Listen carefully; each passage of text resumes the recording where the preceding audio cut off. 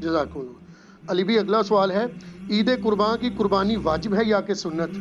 عید قربان کی قربانی جو ہے آلموسٹ امت میں اتفاق ہے کہ یہ سنت مؤکدہ ہے، واجب نہیں ہے۔ صرف حنفی تھوڑے سے اس معاملے میں سختی کا شکار ہوئے ہیں، اور وہ سختی ان کی حدیث کے ظاہری الفاظ پہ دیکھا جائے تو کسی حد تک جسٹیفائی بھی ہے۔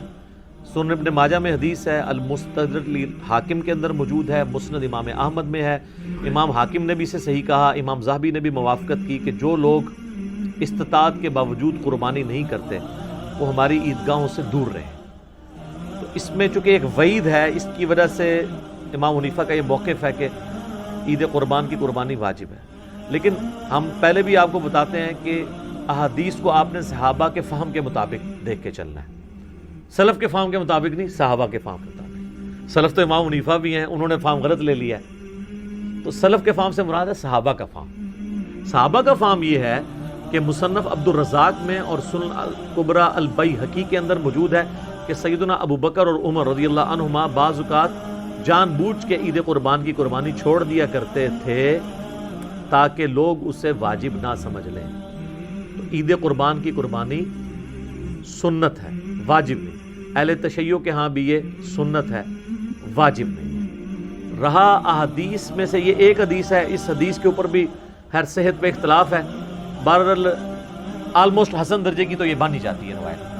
تو وہ ہے نبی علیہ السلام نے ترغیب دلانے کے لیے، جیسے کئی ایک موقعوں پہ آپ علیہ السلام کا جس طرح فرمان ہے کہ یہود و نصارہ کی مخالفت کرو، داڑھیوں کو رنگو، یہ ترغیب دلانے کے لیے۔ ورنہ تو اس حدیث کو روایت کرنے والے جابر بن عبداللہ اور ان سے بھی بڑھ کے مولا علی علیہ السلام نے داڑھی نہیں رنگی، سفید ہی رکھی ہے، جواز کی حد تک یہ مطلب جائز ہے۔ تو یہ واجبیت کے درجے میں نہیں ہے، سنت کے درجے میں۔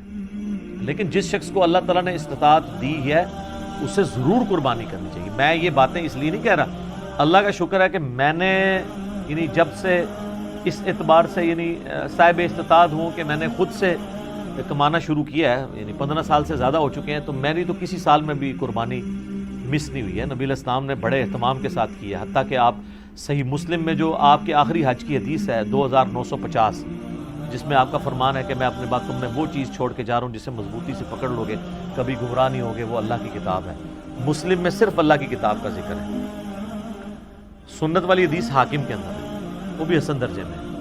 اور رہی غدیر خم کی حدیث، وہ تو حجۃ الوداع کے موقع پہ نہیں بلکہ واپسی پہ خم نامی گاؤں میں، وہ مسلم شریف میں 6225 سے 6228۔ تو بخاری مسلم میں جو حدیث ہے 2950 2950 جابر بن عبداللہ سے، وہ بڑی رکت انگیز حدیث ہے۔ جابر بن عبداللہ آلموسٹ نبینا ہو چکے ہوتے ہیں، تو امام باقر ان کو ملنے کے لیے جاتے ہیں، تو ان کو بتایا جاتا ہے کہ حضور کا بچہ ہے آپ کے پاس، امام باقر حضرت حسین کے پوتے، تو وہ ان کو اپنے پاس بٹھاتے ہیں، تو حضرت امام باقر اس حدیث کو روایت کرتے ہیں، اور امام باقر سے امام جعفر صادق نے بیان کیا ہے، اور 2 واسطوں سے امام مسلم نے لی ہے۔ تو امام باقر کہتے ہیں کہ جابر بن عبداللہ میرے یہ سامنے کے بٹن کھولتے ہیں اور میرے سینے پہ یوں ہاتھ رکھتے ہیں اور کہتے ہیں تم میرے نبی کے بیٹے ہو، تم مجھ سے جو پوچھنا چاہتے ہو پوچھو۔ تو وہ کہتے ہیں میں آپ سے پوچھنے آیا ہوں کہ نبی علیہ السلام نے حج کس طرح کیا تھا۔ تو وہ حج کی آلموسٹ 7-8 صفحوں پہ لمبی حدیث ہے، مسلم شریف میں 2950 اور مشکات میں دوسری جلد میں حج کے چیپٹر میں پہلی حدیث ہی ہے نبی علیہ السلام کے حج پہ۔ یہ امام باقر نے روایت کی ہے، ان سے امام جعفر نے سنی ہے، اور پھر بعد میں 2 واسطوں سے امام مسلم نے لی ہے۔ اس میں الفاظ ہیں کہ یمن سے نبی علیہ السلام نے 100 اونٹ منگوائے حجۃ الوداع کے موقع پر، 63 اونٹ آپ نے اپنے مبارک ہاتھوں سے نہر کیے، ایک حج کے موقع پہ 63 اونٹ، اور یہ حضور اپنی طرف سے کر رہے ہیں، اور باقی 37 جو ہیں وہ مولا علی کو کہا کہ تم نے کرنا ہے۔ تو 63 میں اشارہ تھا کہ آپ کی چونکہ زندگی مبارک کے 63 سال ہیں، آپ نے پورے سال ایک سال کی قربانی ایک ہی دفعہ کی ہے۔ اور اس کے بعد جابر بن عبداللہ کہتے ہیں کہ جب وہ 100 کے 100 اونٹ نہر ہو گئے تو نبی علیہ السلام نے حکم دیا کہ ہر اونٹ میں سے ایک ایک بوٹی لی جائے، اور وہ ساری 100 کی 100 بوٹیاں ایک دیگ میں ڈال کے پکائی گئیں، ہر ایک جانور سے ایک بوٹی لے کے۔ اور پھر جابر بن عبداللہ کہتے ہیں کہ مولا علی نے اور نبی علیہ السلام نے ایک دسترخوان پہ بیٹھ کے تناول فرمایا۔ ٹھیک ہے جی، تو وہ پوری کی پوری حدیث جو ہے نا بڑی رکت انگیز ہے پڑھنے والی، نبی علیہ السلام کے آخری حج کا بیان، حجۃ الوداع۔ اس سے بھی یہ یعنی بات پتہ چلی کہ نبی علیہ السلام نے اس سنت کا بڑا اہتمام کیا ہے. لہٰذا اس چکروں میں تو پڑھنا ہی نہیں چاہیے کہ جناب واجب ہے یا سنت ہے. بھائی سنت ہے کریں گے.